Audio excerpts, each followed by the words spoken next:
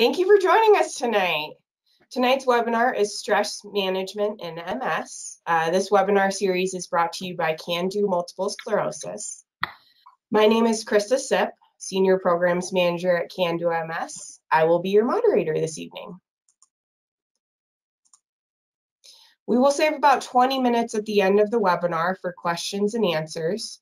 If you have a question during the presentation, you can type it in using the questions box found in your control panel.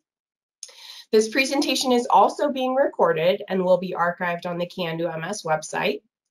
You can download a copy of tonight's presentation and additional resources, 2 different library articles in the control panel.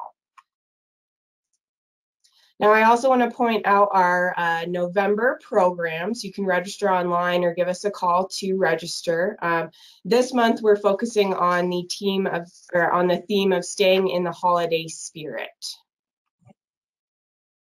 And without further ado, I would love to pass things off to our speakers this evening to get things rolling. Ken, feel free to introduce yourself and welcome. Thank you, Krista. Ken Nowack. I'm a licensed psychologist and researcher in the area of stress, resilience, and coping.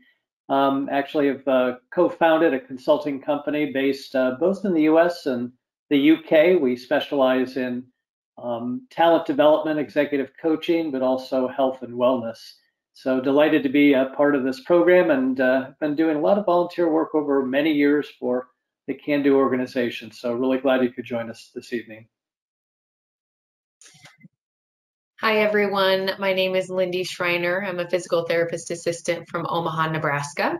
I've been working with clients with MS for about 8 years, and I've enjoyed every minute of it. And then I've also been working with Can Do for about 4, I believe. So love what I do. I love offering little nuggets. So hopefully you can all take something home from this webinar today. And Ken, if you don't mind sharing our learning objectives. Thanks, Krista. Yeah, thank you, Lindy. That's great. Really, there's 3 really broad areas we want to talk about and cover tonight. And I think all of us have participated in a pretty cruel experiment that none of us have signed up for over the last 2 years called COVID. So independent of anybody's health status, this has indeed been a pretty stressful time. And we're going to zero in a little bit and talk about some of the research and evidence around stress that we all have if we're alive and tuning into the world today, and particularly MS, exacerbations, and sometimes the course of MS itself. We'll take a little bit of time, not in great detail, but all of us have different triggers, things at work, things at home, things related to parenting, maybe elder care or own health, community issues, politics, a lot that we can point to that could trigger stress responses, both pretty normal and a bit exaggerated. And then we're going to focus on one modality today, and Lindy's really our in-house expert. I've done a little bit of research in this area, but one of the things we know that can really combat that fight or flight response and facilitate both cognitive functioning, overall well-being, anti-inflammatory reactions is physical activity and exercise, and when we can, getting outdoors. So those are the 3 things we'll cover tonight. And if you have some questions, feel free to use the chat. We'll do our very best to save some time at the end to try to call out some themes of those questions and provide some answers. And we certainly want to start tonight with kind of an overview of the topic of stress and MS. So thank you for that warm up, and that's where we're going to go for the next 30, 40 minutes before we open up to general questions and answers. I talk about the stress response as really a survival response. The word stress seems to evoke stress, and most of us just reading and seeing that word. But if you think about it from an evolutionary perspective, it's really why the human species has survived for hundreds of thousands or millions of years. And our brain has really evolved to do 2 things and 2 things only. They sound very simplistic, but at the end of the day, it is all about our evolutionary survival. And the first is to avoid as much perceived pain and stress that we can experience in work and life and all aspects of living. And the other side of what our brain's geared to do is to seek pleasure. And we certainly know that from an evolutionary perspective, anything can trigger almost an immediate response of fighting or flighting. We talk about this as the fight or flight response. It's a whole cascade of pretty sophisticated biological and physiological responses that are not any different than any of us on the call. And to make an illustration and point, if each of you this evening, wherever you're sitting, were to hear a really loud noise, your body immediately would allow you to either get up and run out of the room or the area where you're watching this particular presentation, or in the old days when there was in fact real enemies, we would actually be primed to fight those individuals.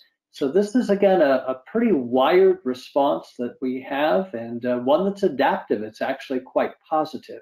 So I don't look at stress as a negative thing, but certainly even if we think about our best race cars or spacecraft that we've ever built, we want to be able to get through stressful times and stressful situations. And again, analogy of just driving a car is when we need to get onto a freeway, we hit the accelerator, we speed up. And that is in a way what our brain is trying to tell our body to do when we perceive potential harm and threat. And hopefully when that threat and harm is abated or done, we take our foot off the accelerator, we slow down, we do the speed limit, and we go back to quote unquote a benchmark or a normal area of response.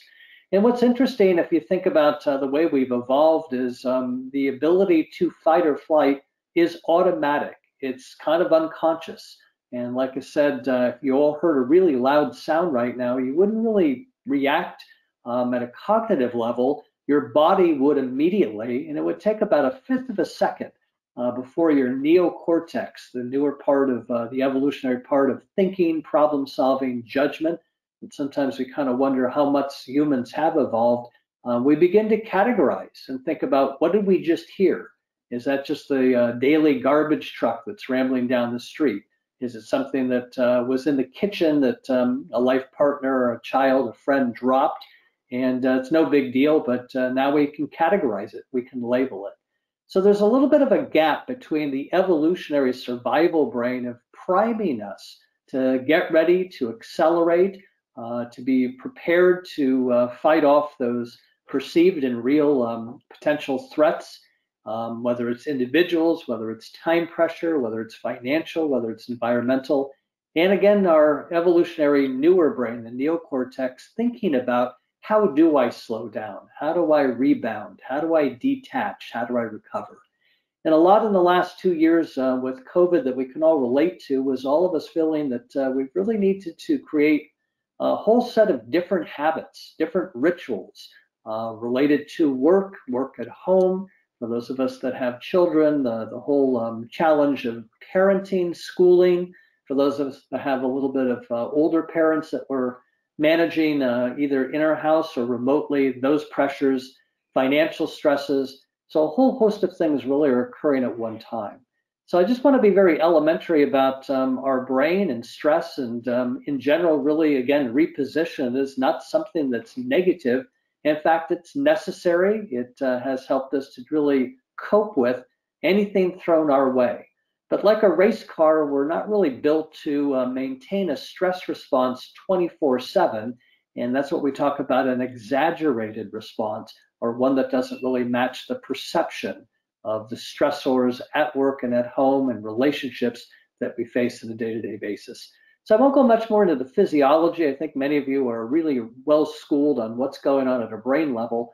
But I want to share one of the more recent studies. I think in the work I do in the last decade, particularly with the National MS Society, CAN-DO, and the UCLA Center, Marilyn Hilton MS Center at the University of California, Los Angeles, we've been looking at the entire arena of living well with MS for, gosh, maybe about 15, 18 years now. And one of the studies we didn't do, but the question comes up all the time in every webinar and seminar and work that I do with clients with MS, is what's the association between stress and MS? Can it contribute to the course? Can it contribute to exacerbations? In the leading research that we have in evidence, this is just one study that I'm citing that comes out of Northwestern University. It's kind of a gold standard in research done by a researcher named David Moore. And David's published quite extensively in the area of MS and stress. But this study was interesting because he followed 48 weeks of individuals with different types of MS and put them through some comprehensive stress management programs during this particular experimental study. And he compared it to what we call a waiting list control group, meaning they'll get the treatment, but we're comparing them before they've gone through any type of programs. And David took a look at two really important markers at a brain level. So above and beyond just asking people, are you anxious, are you depressed, or taking a battery of self-report, we're really able to peer into the brain level and use two very different markers.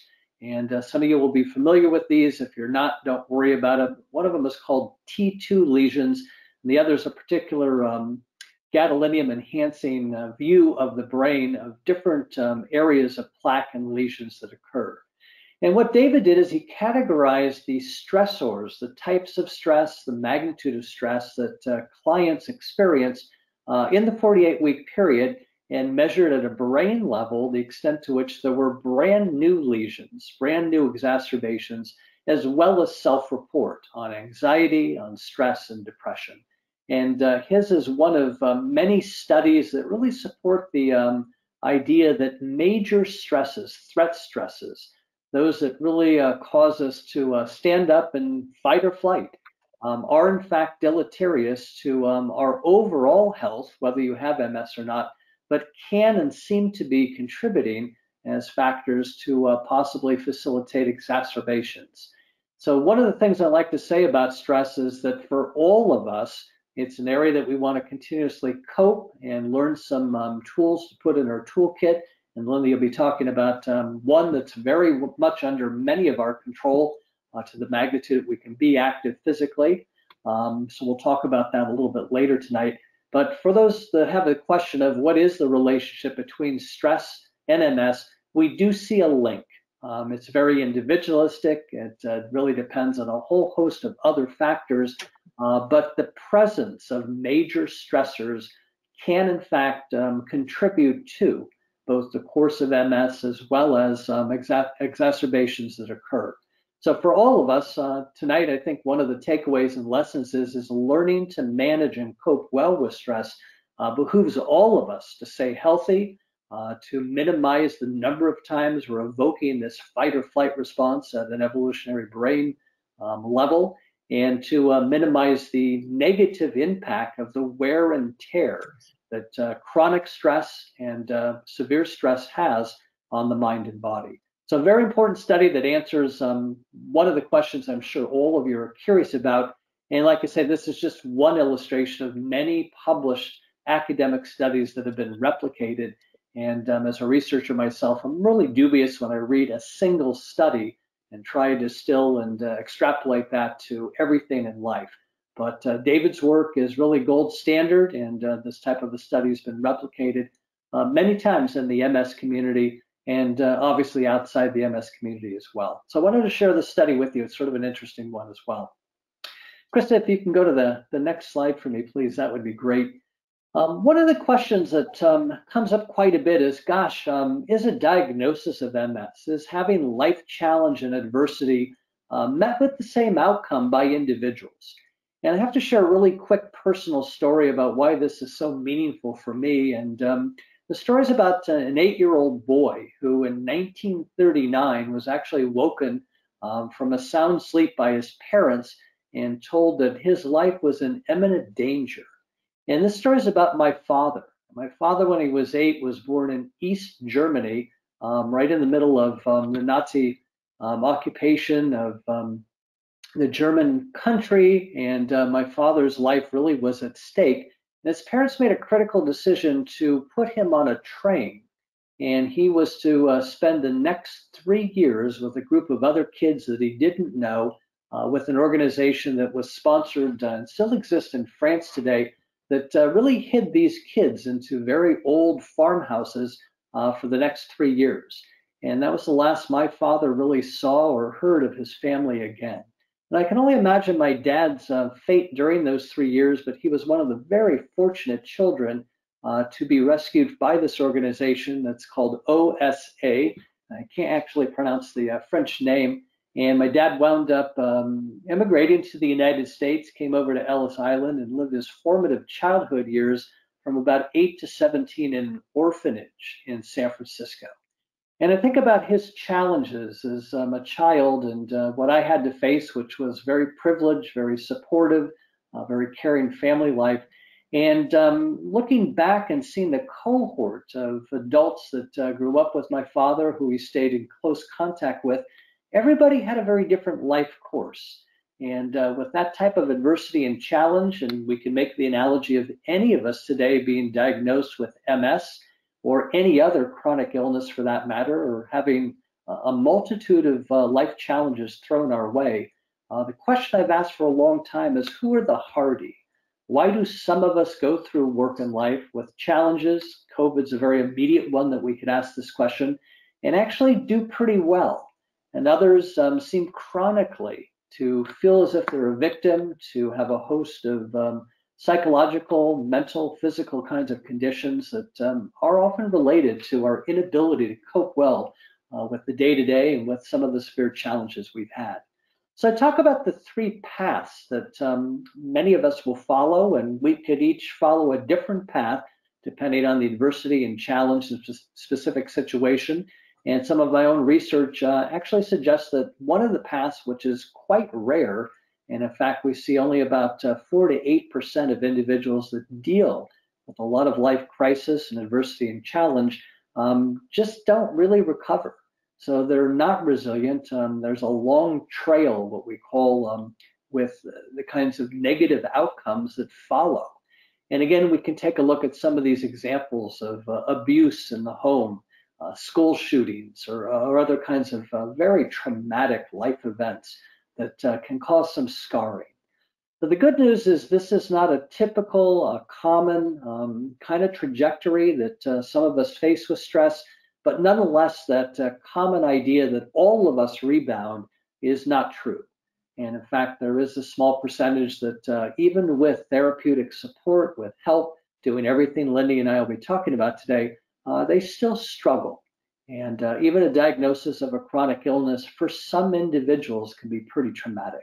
So this is one path, again, quite rare. But the good news is the next path that Chris is going to show us is the common term that we talk about of what we see as resilience. So these are the ones that we actually see that we can bounce back. There's a group about 25 to 30% that even in the face of work and life stress, they might dip a little bit. In my experience, particularly with MS, is most individuals, particularly that are newly diagnosed, have some form of depression. It may not be very pronounced, it may not be very prolonged, but my gosh, just the adapting to what this mysterious autoimmune disorder is all about, how do I cope with it, what will the course be, is enough to throw many of us into a tailspin for a while. And most of us will bounce back to pretty much where we were at prior to information around a diagnosis of MS. So the good news is the majority of individuals and humans are pretty strong. We're able to come back to pretty close to the level of where we were. And it can be great news as well. There's some interesting studies of people that have won millions of dollars or more in big lotteries. And you might think, gosh, that's going to solve all my problems. Well, indeed, happiness spikes for a little bit, but it dips right back down to sort of a baseline of where people were prior to the good fortune that they ran into. So we seem to have some genetic set points, if you will, bands of where we kind of fit when things happen that are exciting and when things happen that are a bit challenging in life. And this is kind of the common notion of resilience. And we do find that a lot of individuals with MS do a great job of not allowing MS to manage them, but learning through what Can Do and other organizations offer great workshops, toolkits, techniques, and we'll be sharing a few more today of allowing you to manage MS. And one last trajectory that's quite fascinating, and we've actually seen this with our own research at UCLA with the Maryland Hilton MS Center, is that there's an old song that says, what doesn't kill you makes you stronger. And for some group of individuals, they actually come back and get stronger dealing with work and life challenges. And I think my dad was a great model and example of, as tough as his childhood was, it taught him some tough punches in life that he came back and allowed him to grow through that particular life adversity and challenge. In psychology, we actually have a term for it. It's sort of the opposite of post-traumatic trauma, post-traumatic distress. We call it post-traumatic growth. And we do find that individuals with MS, with other chronic illnesses like cancer, use it as a way to pivot. They redefine who's important in their life, what their goals and purpose and meaningfulness is in life, and redefine health habits and a commitment to staying healthy. So these are folks that even in the darkest hours, they will come back and become even stronger. So I wanted to share the three trajectories or paths that are common with different types of stressors. And again, kind of blow up the old myth that everybody is necessarily going to be resilient and rebound. But the majority of us tonight that are listening to Lindy and I and Krista, they will in fact fare and do pretty well. Our own study, which I won't go into too much detail, we have for, gosh, almost 18, 20 years now, hosted a 12-week program with the MS Society Can Do and the Maryland Hilton Center at UCLA. It's a multimodal program in which we actually provide a lot of great educational information on symptom management. There's a core set of modules around stress and stress management tools, focus on eating and nutrition, a really big focus on physical activity and exercise based on your individual capability. And we've found over, gosh, 18 years of research that, again, there's about 8 to 10% or a little bit more than that actually report significant growth through MS. And they'll tell us, I wouldn't have signed up for getting this disease, but my gosh, it's helped me to really realize what's important in life, how to redefine my passions, how to let the little things roll off my back and live a life truly with quality.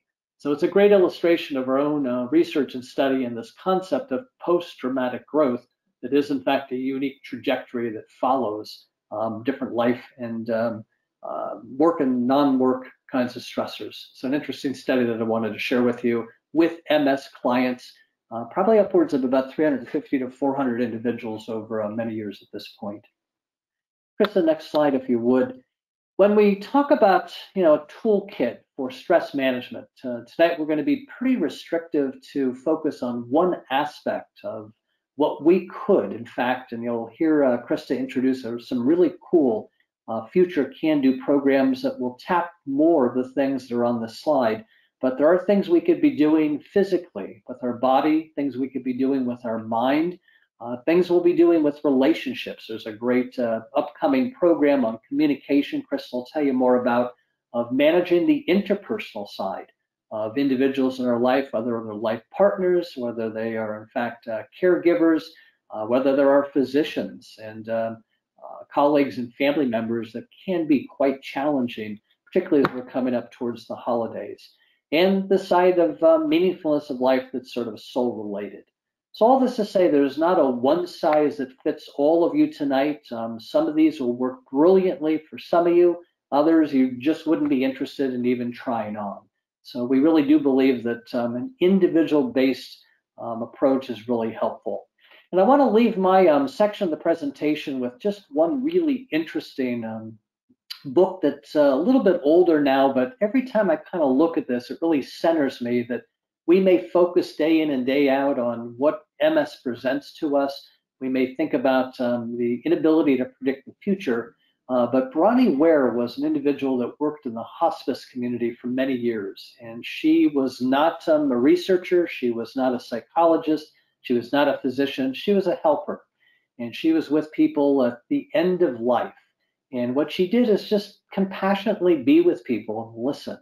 And she summarized 5 themes that I won't read to you, they're all right here, categorized those in a book in 2012 that continues today to be really popular.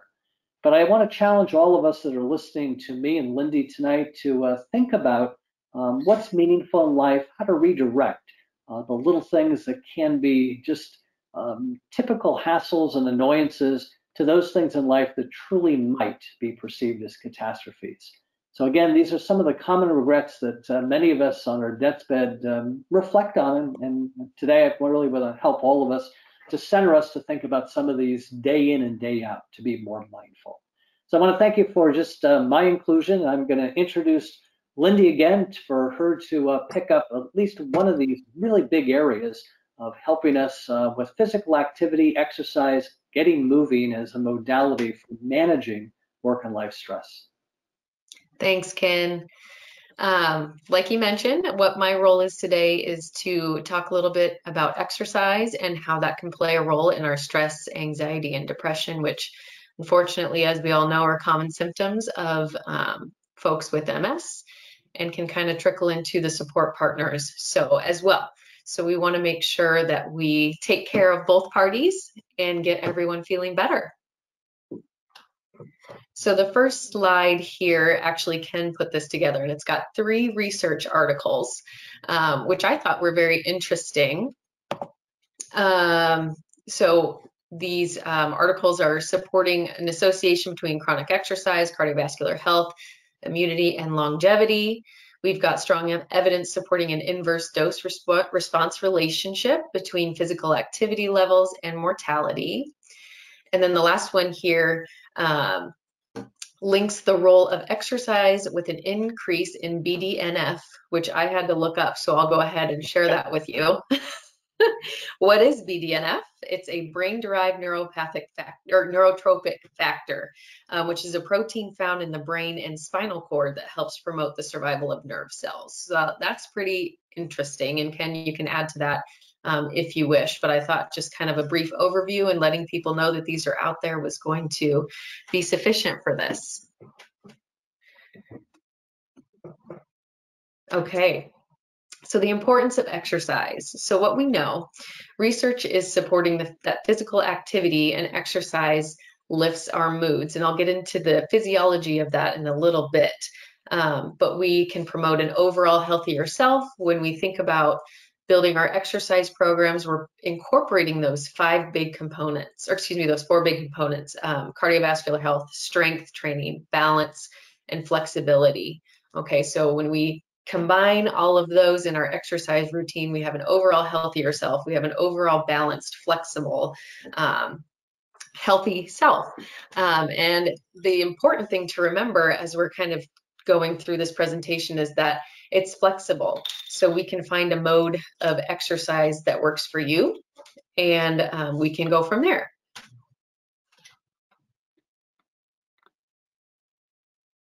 So what types of exercise modes are out there? So I put aerobics first because this is the most heavily researched, and what that means is it's just an exercise that requires oxygen. Okay, it's a low to moderate exertion that allows for a longer duration, like walking, swimming, biking. I have Zumba listed, even like a jazzercise. Those types of activities would be considered aerobic activity. And research currently shows that about 20 minutes is an ideal duration for a person with MS, and it can help with mood, lifting your mood for up to 45 minutes post-exercise. So that's really interesting to think about. We don't know for sure what the correct duration is, just simply because everyone with MS is different, and there's not really a way we can really hone in on mode and duration. However, this gives us a mixed bag. We can pick and choose different things. We can find if we want to work in a group. We can find if we want to work solo, if we want to work indoors or outdoors. You know, it gives us the freedom to choose what's going to work best for you.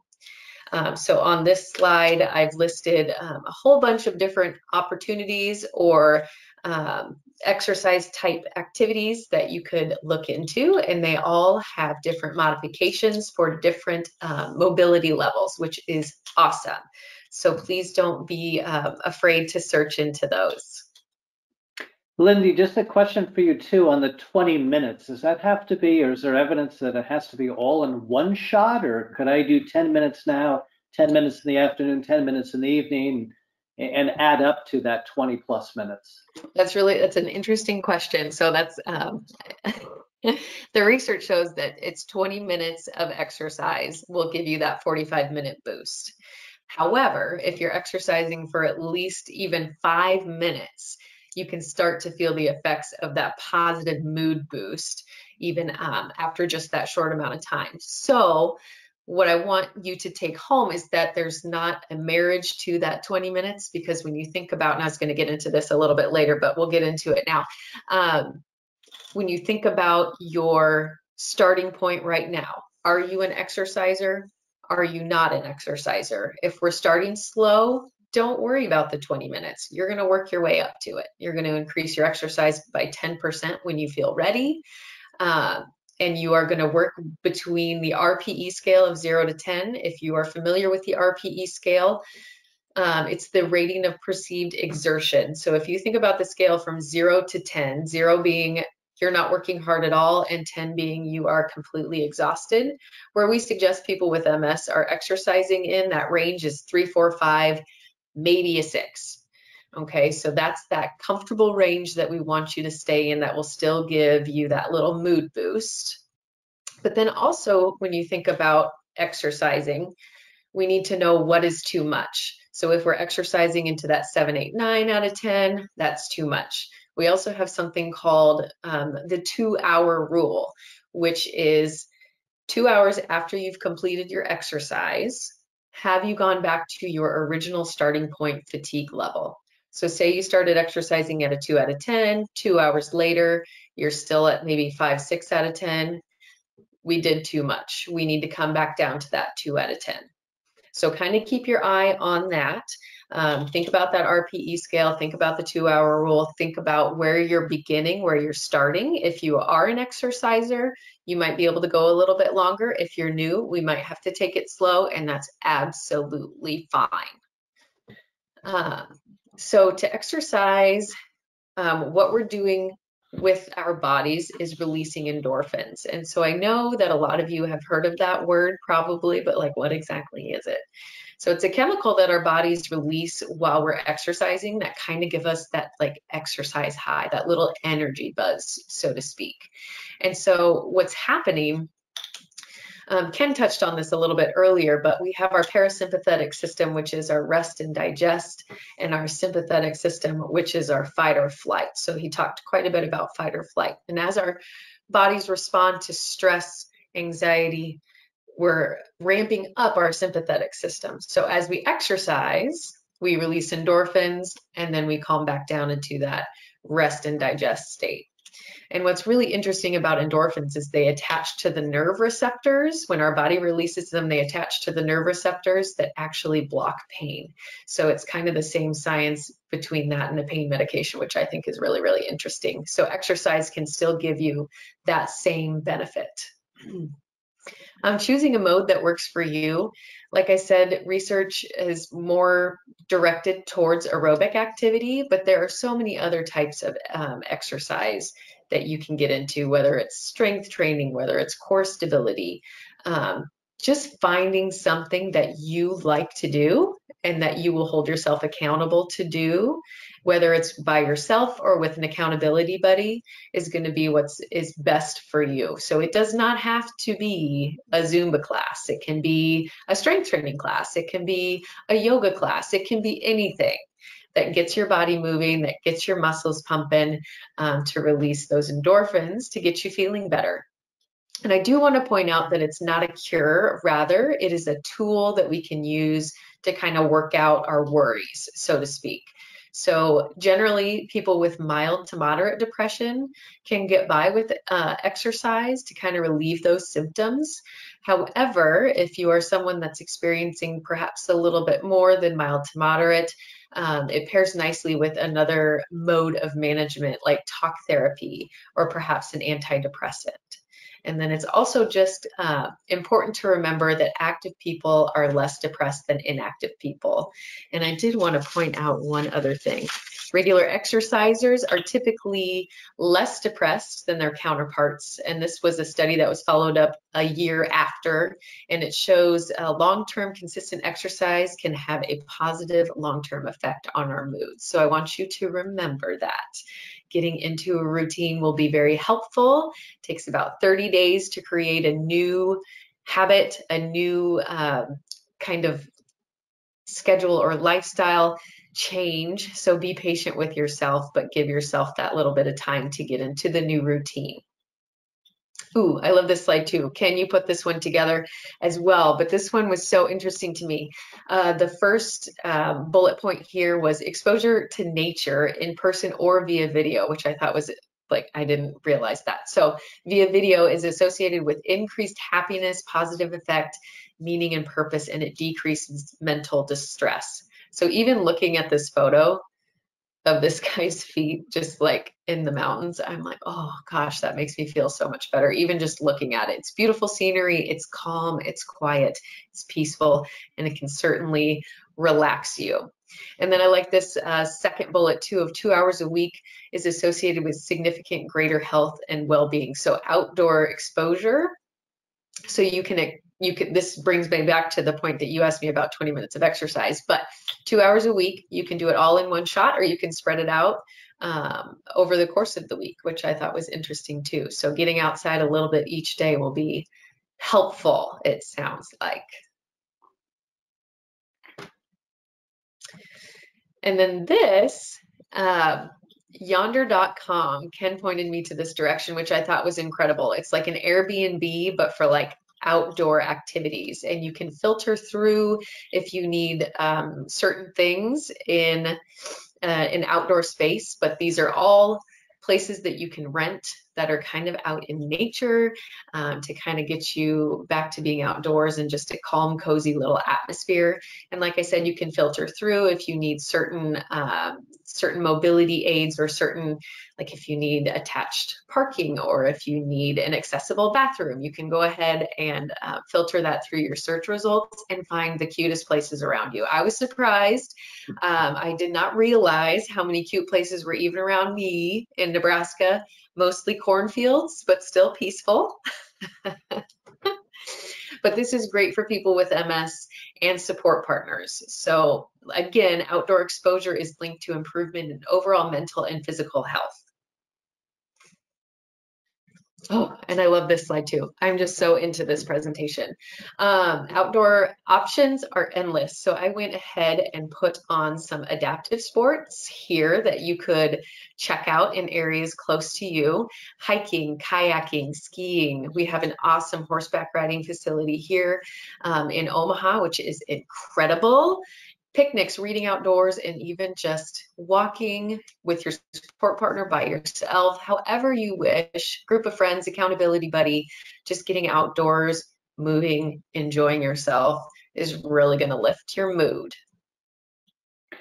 Lindy, one of the things I love that you really shared is this idea that there's a company, a well-known company that has a slogan called "Just Do It." We won't mention the company, but we all know who it is.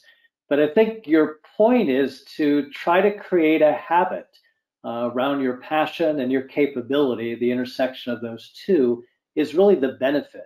So any one of these things that you've shared tonight, I think it's getting people to not label themselves as an exerciser or non-exerciser, but to incorporate physical activity as part of their daily living and pair it with what they're doing. So I love your idea of trying to create a habit to do something more routinely. And again, you may need to get a consult with your primary physician, your neurologist, and experts like Lindy that do this, every day in terms of advising the kind of adaptive activities that are going to fit for you. So really love that. It's just really exciting to see. Yes.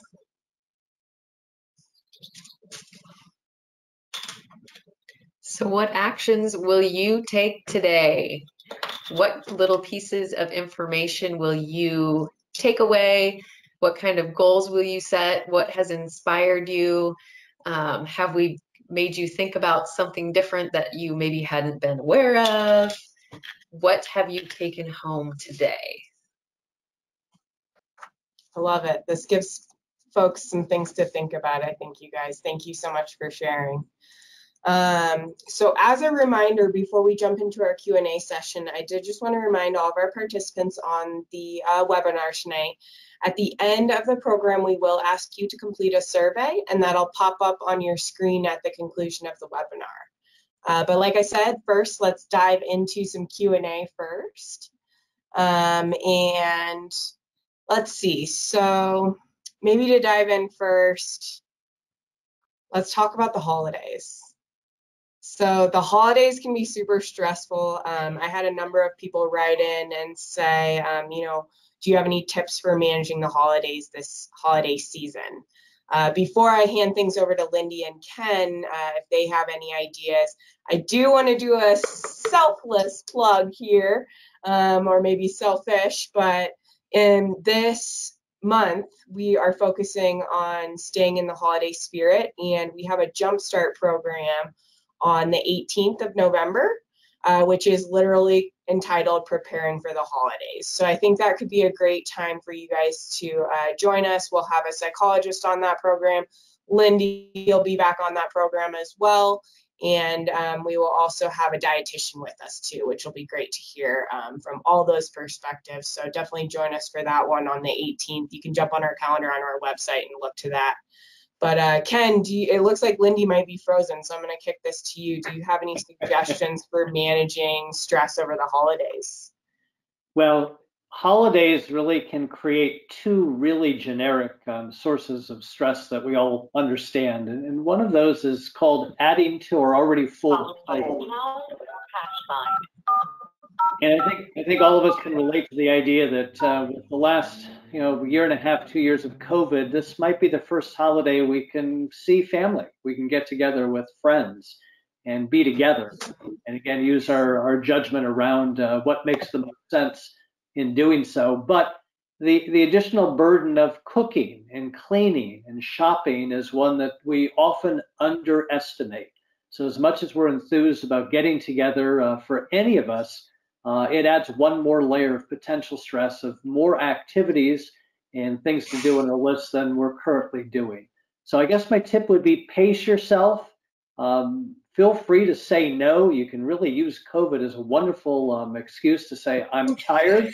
It's been an anxious and stressful time. And I'm not ready to get together in a big group in a big setting with lots of food.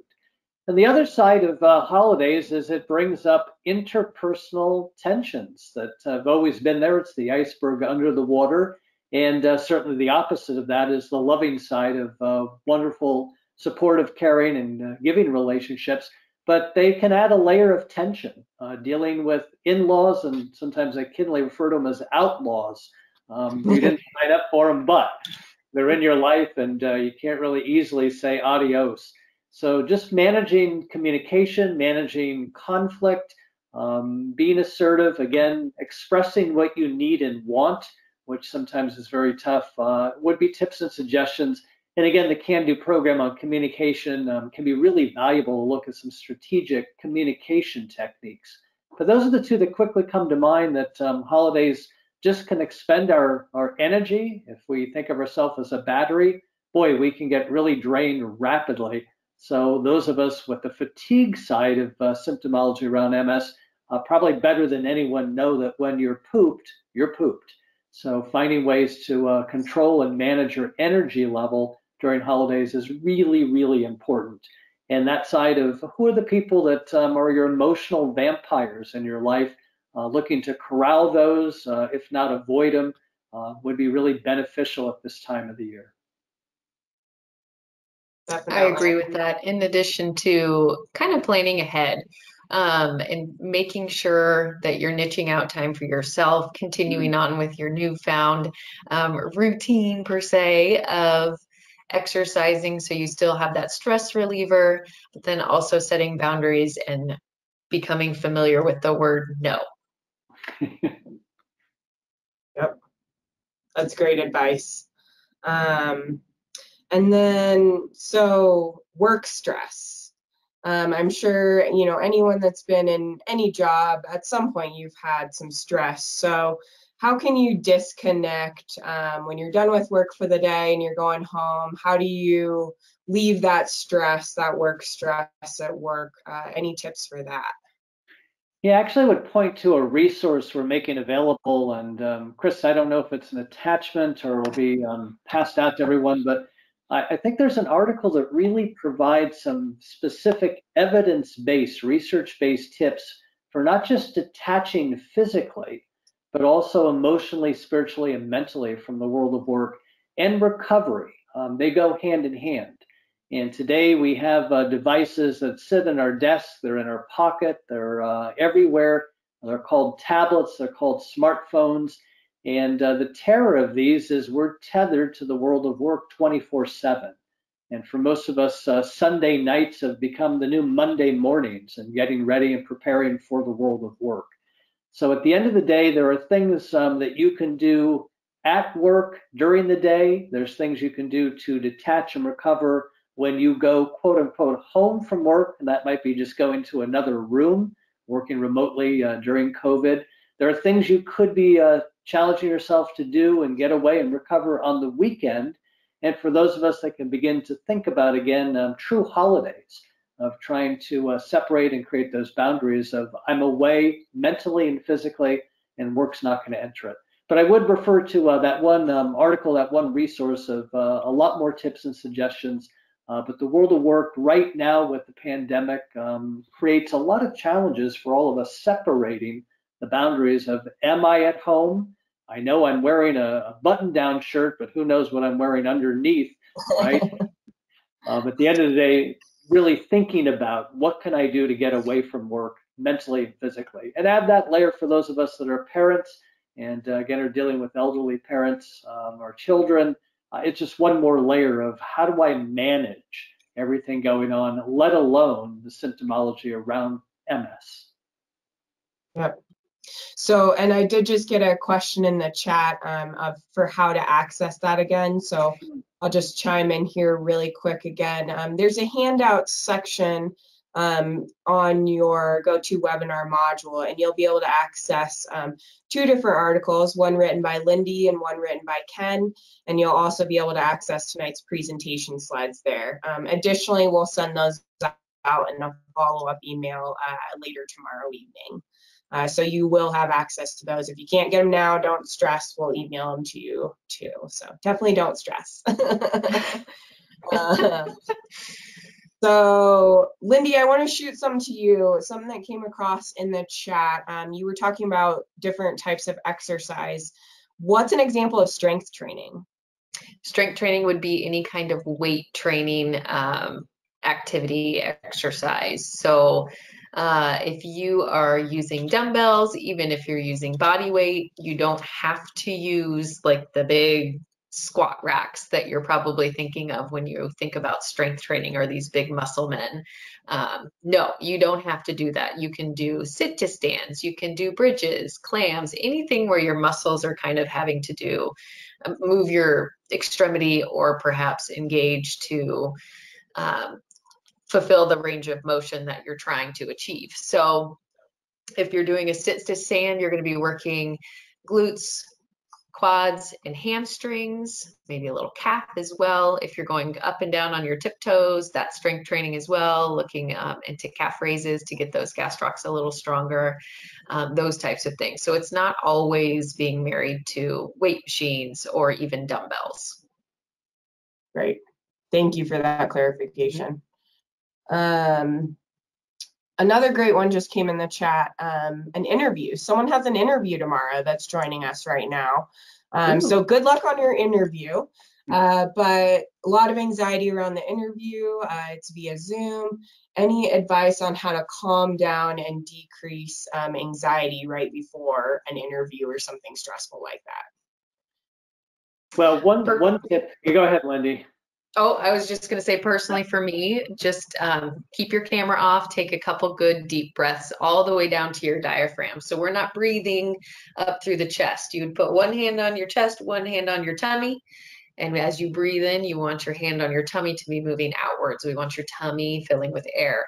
You're breathing in slow through the nose for a count of 3, and then breathing out through pursed lips for about a count of 5. I would do maybe 3 of those deep breaths, couple neck rolls, and then lock and load.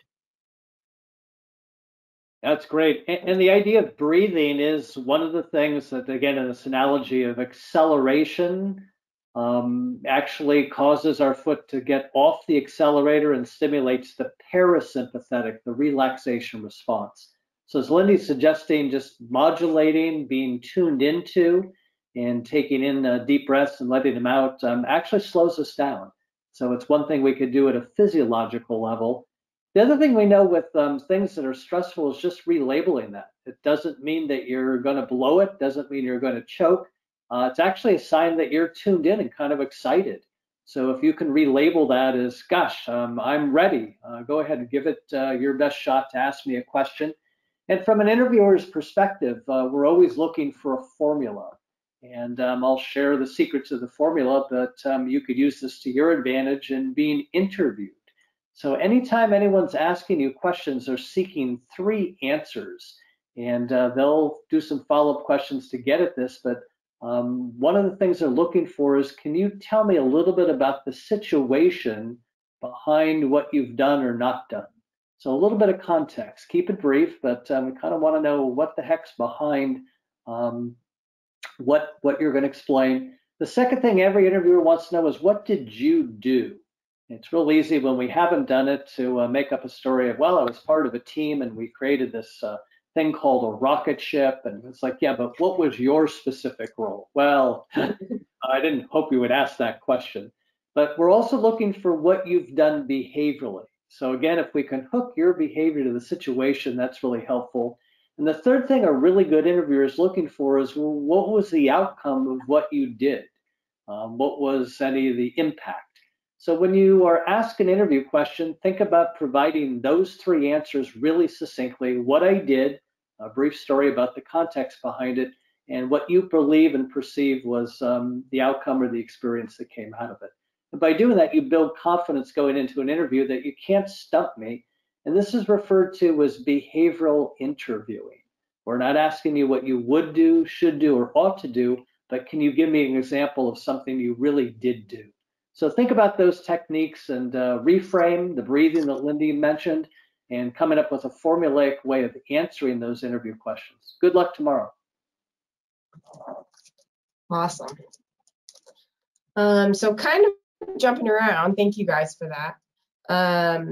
Someone asked about the RPE scale again, and I was just going to say, I have a little card. I will go ahead and include that on the resources for tomorrow's follow-up. So if you guys want to print that RPE card out, RPE again was rating of perceived exertion, right? Lindie, did I get that right?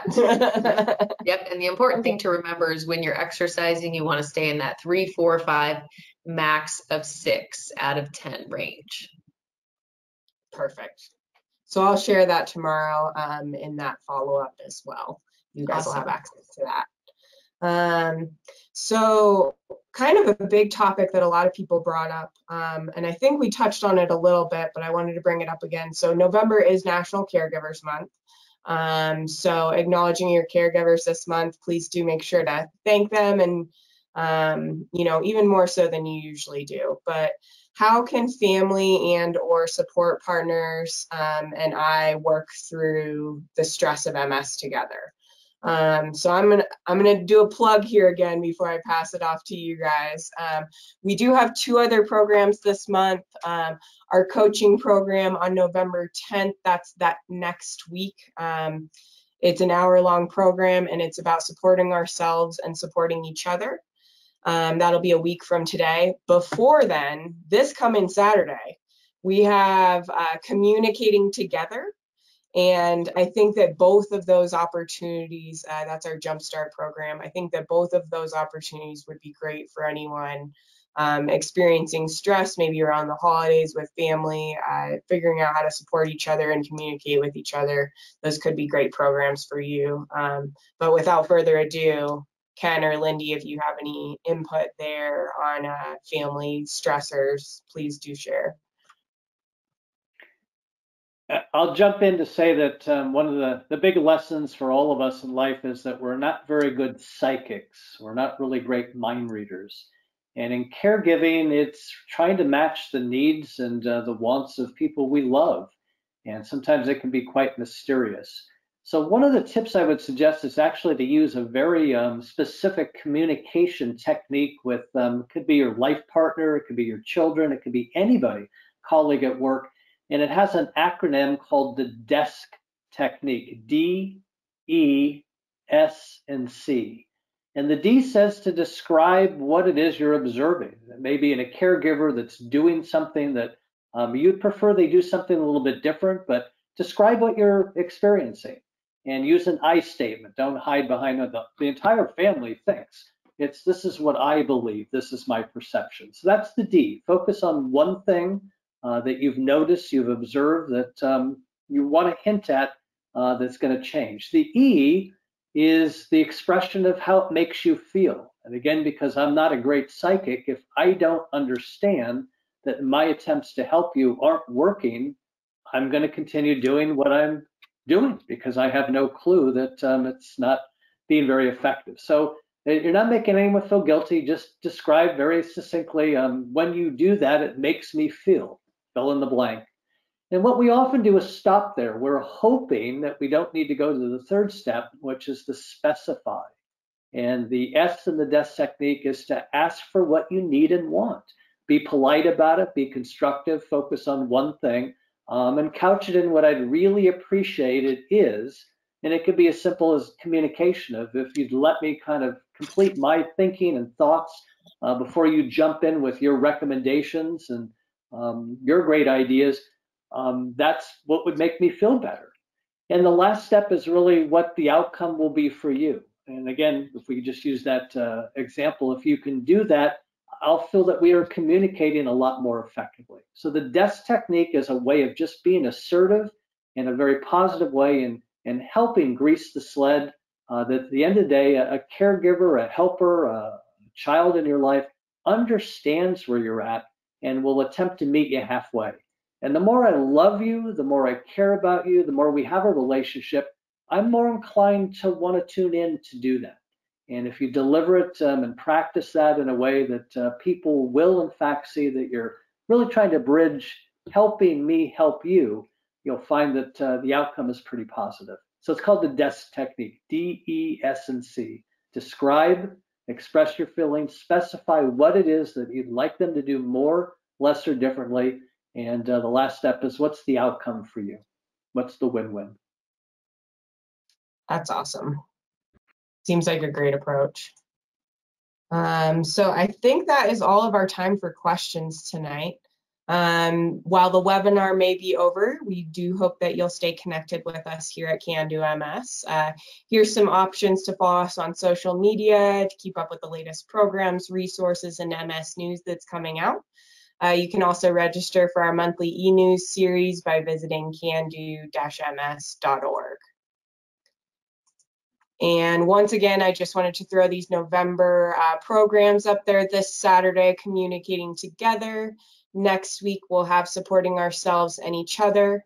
And then the week before Thanksgiving, we'll have some, that is Thanksgiving here in the US. I know we have some folks tuning in from around the world.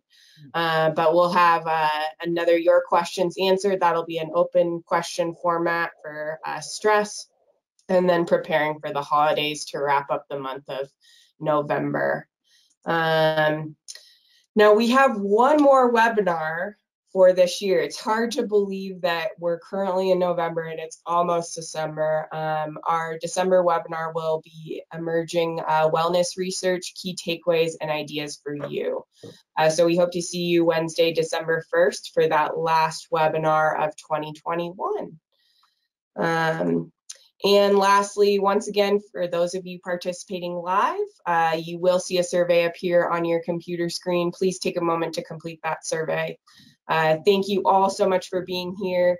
Huge shout out to our speakers tonight, Lindie and Ken. Thank you both so much for guiding this conversation today. And hope you all have a wonderful day and stay stress-free this holiday season, or at least try to.